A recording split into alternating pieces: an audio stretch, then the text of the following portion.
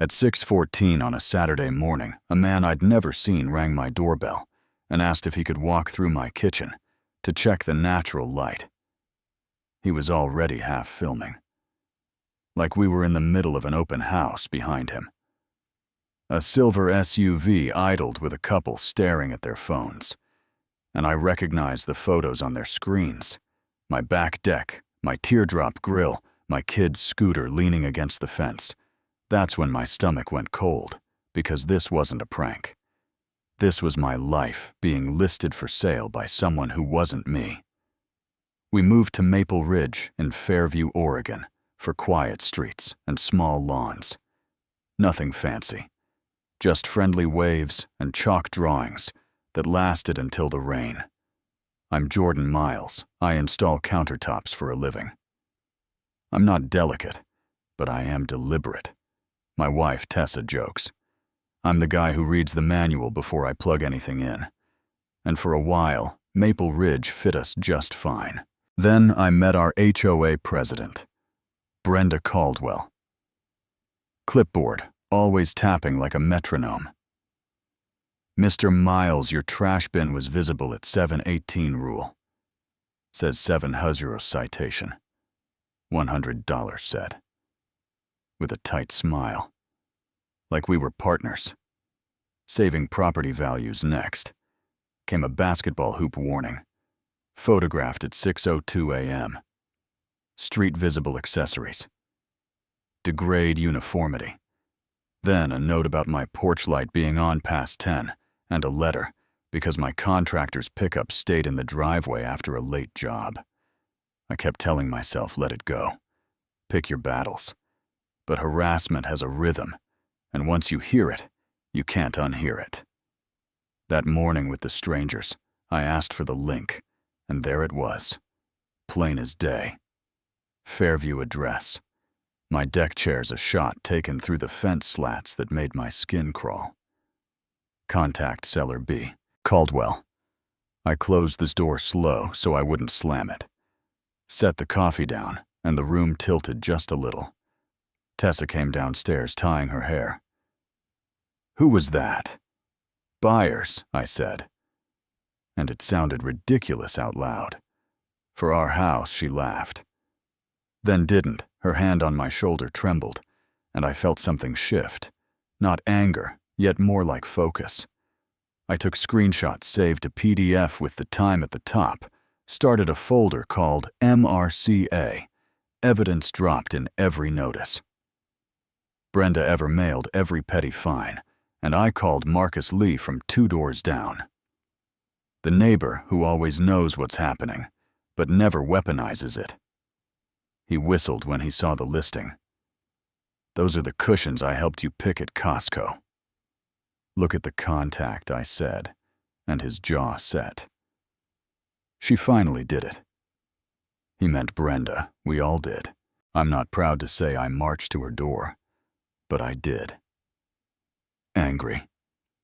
Yes, though more steady than hot, I rang her bell. The chime echoed. She opened like she'd been waiting clipboard, like a badge. Jordan, how can I help you? I held up my phone. This is my house. Those are photos taken from my yard. You posted this. She didn't deny it. People pay attention when there's a sign of change. Consider it. Symbolic. You've ignored notices. You leave trucks in the driveway. It adds up, symbolic. I repeated, tasting the word. You published my address, pretended to sell my home. That's not symbolic. That's misrepresentation. She leaned on the frame. No one's actually buying, but the community needs standards. Standards are fine, I said. Calm as a level abuse isn't take it down. Her smile flickered. We'll see. By noon, 2 more cars stopped. One guy rolled his window and called, "What's your bottom line if I pay cash?" The bottom line is it isn't for sale, I answered, trying to keep dignity from sounding like sarcasm that afternoon. An unsigned board statement appeared in my mailbox, warning that continued aggression toward the association may result in amenity suspension and daily fines. No letterhead, no signatures, just intimidation. Typed in eternal. Times New Roman at the park. I heard Brenda tell Harold from the board that I was hostile, that I recorded her, and she felt unsafe. I hadn't recorded her, but you know how a rumor moves faster than proof. Harold looked at me like he was choosing between peace and truth. Mrs. Ortiz Maple Ridge, original, squeezed my elbow and said, "Don't let her write your story," and that stuck. That night, our blinds were closed, which we never do. My phone pinged with a comment under the listing board a day. Serious buyer Tessa exhaled and said she didn't want to be home alone. That did something ugly in me. I've put 1,000 counters in strangers' kitchens and never felt that helpless in my own. So I decided to fight the way I fight best, with documentation, patience, and a spine. Marcus came over and we mapped the mess on the dining table. "You're not crazy," he said. "She's been ramping up." "I'm tired of being a story other people tell," I said. And we both nodded because, yeah, that happened. The HOA announced a special compliance meeting for Wednesday night. The community room smelled like coffee from a plastic urn. Brenda sat with 2 board members, like bookends. She tapped the mic. "We're here to address behavior that threatens harmony." I stood, not theatrical, just steady, held up the printed screenshot with the timestamp. "This is my house, listed online. Contact B. Caldwell. Harold said to use proper channels." I tried. They came back as fines. I said. Brenda leaned into the mic. The listing was symbolic, a way to draw attention to ongoing violations. Strangers came to my door. I told them my wife is scared. "That's not symbolic," Marcus stood, and said he'd messaged the profile and got real answers about price and move-out dates. Mrs. Ortiz raised a hand and said she'd never seen me raise my voice. Harold muttered about rules, and I said, "Order isn't the same as control enforcement, isn't a license to impersonate homeowners." The line was crossed. The next morning, I filed a complaint with Fairview Consumer Protection, and the city code office attached all the screenshots. Even the doorbell clip where a hand, just a hand, reached over our fence at 11:03 p.m. To snap a photo that afternoon, Officer Carlin Nguyen knocked polite and precise. "I'll need copies of everything and permission to speak to the association." I handed her a folder with tabs, and I swear I saw relief cross her face. 2 days later she returned, Ms. Caldwell acknowledged. Creating the listing to send a message, recorded official. The kind of sentence that clicks a beam into place. You know what I mean. On Friday, I got an email saying my pool fob was deactivated for tone. And that's when I hired a lawyer, Piper Sloan. Compact, sharp-eyed voice like tweezers, removing splinters.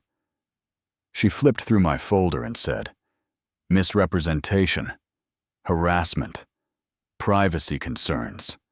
We'll seek an injunction, damages and removal, and copy the board's insurance because they're about to have a long meeting." I told her I didn't want to torch Maple Ridge, just get my home back. "Precision is mercy compared to chaos," she said. And I believed her. The emergency board session filled the room. People lined the walls. Brenda sat without her clipboard for the first time. The association's counsel looked allergy level, allergic to adjectives, the chair. Neha cleared her throat. "We'll hear from Mr. Miles." I presented my exhibits like I was setting a countertop. Flat, level, true. Exhibit A. The listing with timestamps and my address. Exhibit B. The fence photo printed big enough to count the grain. Exhibit C. The unsigned intimidation memo. Exhibit D. The email cutting my access for tone. Exhibit E. Officer and Gwen's summary. Noting the admission.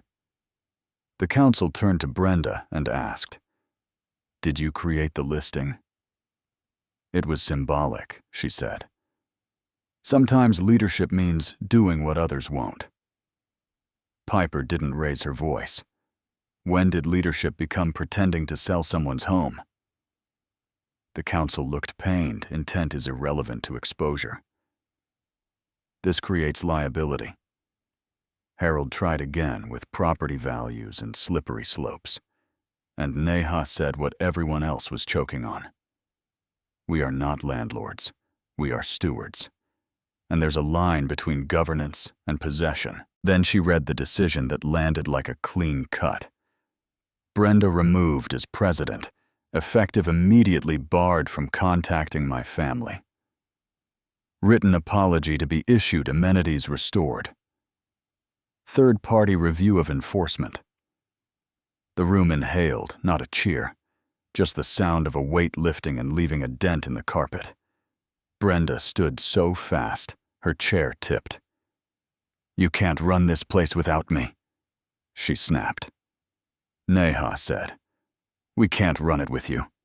"Not like this." Brenda left with her chin high. The door clicked. I didn't pump a fist. I packed my folder and walked into the night air, where Maple Ridge looked almost like it did when we moved in. Neighbors murmured. Some shook my hand. Marcus handed me a cold can and said, "You stayed measured. That's not easy." Mrs. Ortiz patted my arm and said, "I knew you wouldn't let her write it." Harold stared at the ground like it owed him an apology. In the days after, the neighborhood relaxed like a jaw. Unclenching chalk drawings returned. A scooter sat on the grass, and nobody photographed it. Emails stopped sounding like they were typed with the caps. Lock glued down, people asked if I'd run for the board.